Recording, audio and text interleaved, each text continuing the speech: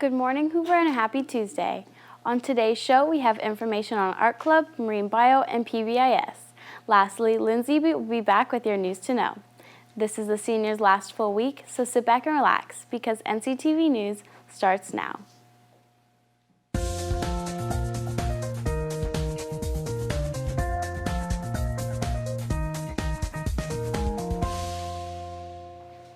Good morning, I'm Lauren Pellegrino. And I'm Ava Strub. Today is Tuesday, April 30th. Let's get started with today's show. If you're hoping to be part of the Marine Bio program next year, you have an important deadline to make note of. Tomorrow is the last day to turn in Marine Bio contacts and deposits to Mrs. Covington or Mr. Heasley. Your online application and recommendation letters are also due tomorrow. There will be more applicants than spots in the course, so late applications may not be accepted. Be sure to finish all Marine Bio tasks before the end of the day tomorrow. If you have any questions, see Mrs. Covington in room BB8. Art Club, your last meeting of the year is almost here. Art Club will meet tomorrow after school at 2:30. The meeting will last until 4. Remember that if you plan to attend, you must RSVP ahead of time. Check your email for more details on the last Art Club meeting of the year. It's time for a junior-senior showdown. The annual Powder Puff game will take place this Friday. Kickoff happens at 7 p.m. where the junior and senior girls will play 7-on-7 flag football. Tickets are $5 each and all proceeds will benefit the Susie V Foundation, which works on ALS research. Come out and support the girls in this year's Powder Puff game on Friday.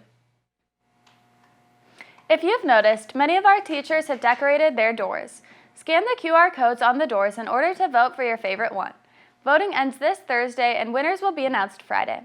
Be sure to vote for your favorite door before Thursday. The PBIS team has recognized another round of awesome Vikings. The following students were recognized for their display of good character: Jeremiah Comley, Zach Fuller, Alex Bosky, Sarah Kramer, Charlie Grismer, Tiffany Chimier, Ethan Rebels, and Adele Lewis. Please stop by Mrs. Burnell's office for a small prize and keep making Hoover a more positive place. Are you planning on driving to school next year? If so, you have an important reminder. Hoover High School student parking applications for next school year will be available on Tuesday, May 7th. The form can be picked up in the main office.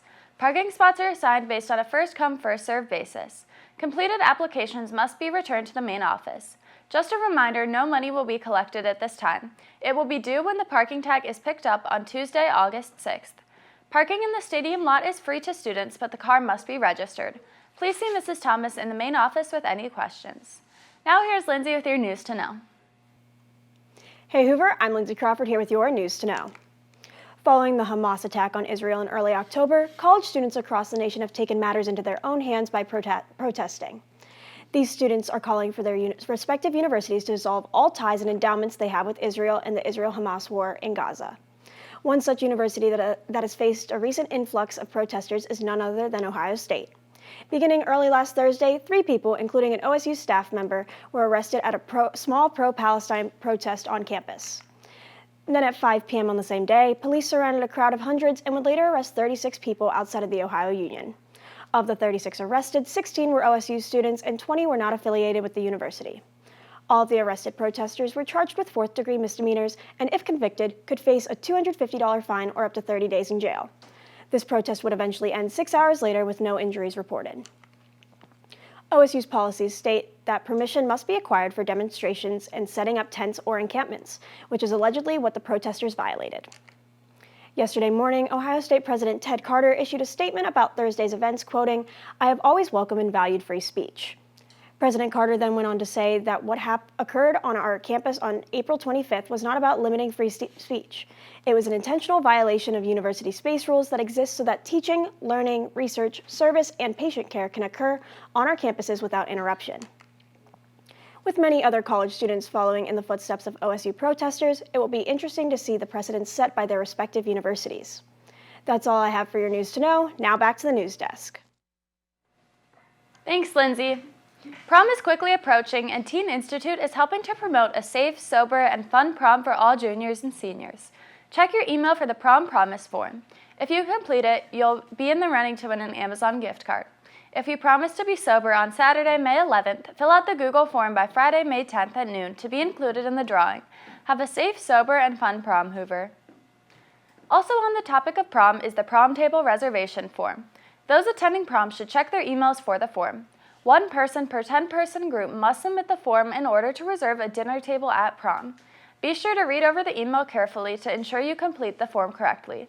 It must be completed by 9 a.m. tomorrow or you will be randomly seated at a table. If you have any questions after reading the email, see Mrs. Furlong or Mrs. Wackerly. It's almost the end of the school year, which means many AP tests are right around the corner. AP students, be sure you're aware of your AP testing dates. Remember to adjust work schedules and inform coaches and directors of your commitments to AP testing. You also need to make sure you've paid your testing fees prior to your test date. Lastly, make sure you come to each of your AP exams with your photo ID, blue or black pens, and pencils. The guidance office does not have enough supplies for every student, so it's important that every test taker comes prepared. Start looking ahead and take care of all the AP tasks soon. Seniors, it's your final full week of high school. To celebrate, keep participating in the Senior Spirit Week themes. Today we're seeing seniors with lots of creative carriers in place of backpacks. Tomorrow it's time to show what's next for you. Seniors should wear clothing that represents their plans for next year. Wear a college shirt, a shirt from your military branch, your likely work attire, or whatever else is next for you. Check your email for all the details to participate in your last Spirit Week, seniors. Even though the end of your year is winding down, you still have a couple important things to do, seniors. Final transcript requests are due in Naviance by this Friday. This is required, and if not completed, it may hold you up at senior checkout. If you need help, visit the guidance office. Today for lunch in the 7th Street Diner, it's Panini Day. The Corner Deli has House Chef and Asian chicken salads, and the Grab and Go has wraps, subs, bento boxes, and more. That's all for today's broadcast. Have a great day, Hoover.